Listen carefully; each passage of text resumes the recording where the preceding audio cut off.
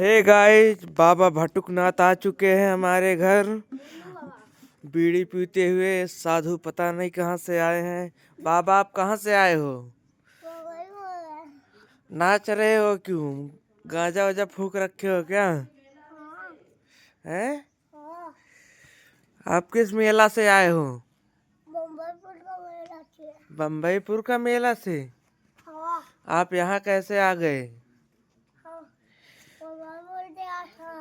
आपका नाम क्या है? बाबा भटुकनाथ।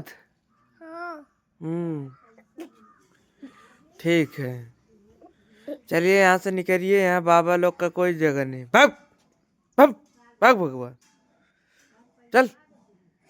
नहीं नहीं नहीं नहीं नहीं नहीं। हल हल हर हर। बाबा भटुकनाथ भागते हुए नजर आ रहे हैं। एक नंबर के चोट्टा हैं ये।